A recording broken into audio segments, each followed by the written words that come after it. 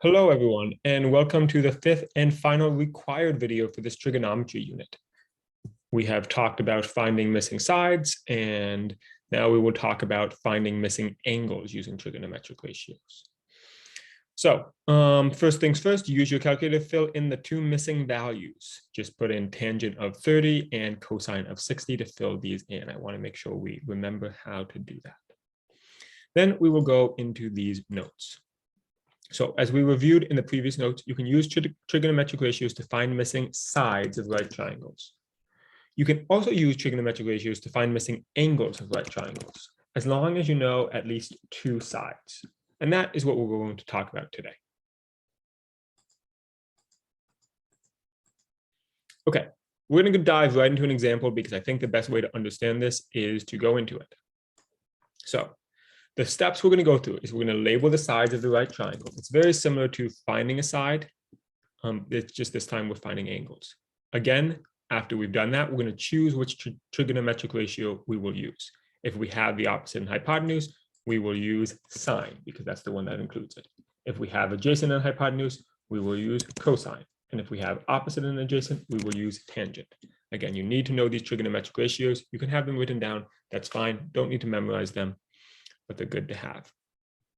Then you will write an equation using the chosen trigonometric ratio, just like last time. And finally, solve the equation using the inverse trig function. This is the new thing here. We're going to need to use the inverse trig function on your calculator or using the table above. Let's go ahead and take a look at this. So in this case, we are going to try to find angle A. The first step, label the sides. So angle A, of course, is here. Opposite angle A is this 30 centimeter side, which is the hypotenuse. No, sorry. Opposite, my bad. Because it's opposite angle A. The hypotenuse, of course, is 60 centimeters right here. And then the last side is the adjacent. So we've got the opposite, hypotenuse, adjacent. Which trigonometric ratio are we going to use? Well, let's look. We have the opposite side, that's 30 centimeters. We have the hypotenuse, that's 60 centimeters. So it makes sense to use sine. So we'll go ahead, write our equation.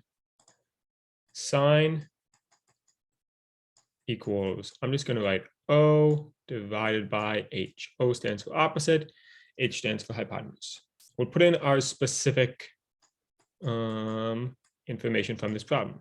So sine of A, we don't know A, that's what we're trying to figure out, equals O, which is 30, divided by 60. Now we can do 30 divided by 60 in a calculator. Sine of A equals 0.5.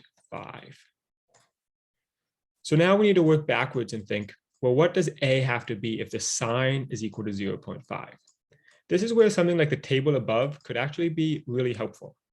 So if you go back and look at your table, you will see that the sine of 0.5 is 30 degrees. So this tells us that the angle has to be 30 degrees because that's the only way we'll get a sine of 0.5. So we've already solved the problem. We go back here, we know that A has to equal 30 degrees. We're just thinking backwards. What can we do? What angle would it need to be in order to give us 30 degrees? There you go. All right, let's look at another example where we don't have the answer right in our table like that. So we'll go to the next slide, which is the back of your page. And here we go. Okay, this time we are trying to find angle X. We are going to label the sides as we always do first. X across from X is the opposite side. Hypotenuse is the longest side, which in this case is this long purple side across from the right angle. Hypotenuse. And then this side has to be the adjacent. Second step, choose trig ratios. Okay, what are we going to use here? Well, we don't care about the hypotenuse here. We have the opposite and the adjacent.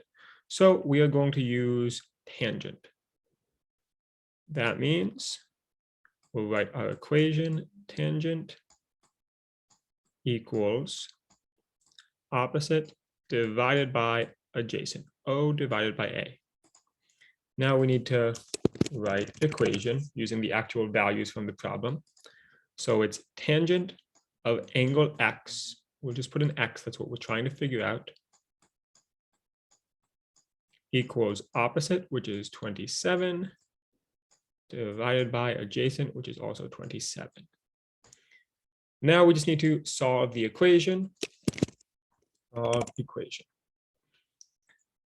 So here's where we will do X, tangent of X equals 27 divided by 27, which is 1. Now this is where you'll need to get out your calculator and use the inverse tangent. So how do we do inverse tangent? You press the second button and then you do the tangent. So I'm gonna, this calculator isn't the same as the ones we have in school. Sorry. You're gonna press that second button in the top left corner that you use sometimes when you want to take the square root, for example, and then press tangent. And that is going to allow you to work backwards, and it's going to give you the opposite of what it is. If you're having trouble finding that button, let me know. So I'm going to write this down so that you have it. Use second button on calculator plus sine or cosine or tangent to go backwards. So we'll use the second tangent, and this will tell us that X equals 45 degrees. Okay, so the trickiest part is just using that function on the calculator. So get this written down, and then I'm going to go full screen actually and show you that on this calculator. It's not exactly the same as the one you have, but it's pretty close. Okay, so when you get to your calculator, this is a new one I just got. You can press the second button in the top there, and then the tangent button, or the sine button, or the cosine, or the tangent button. And that's actually going to allow you to go backwards. So I hope that's helpful. If you need help utilizing that in the calculator, ask a classmate or ask me in class, and I think you will do well on this assignment. Have a good one.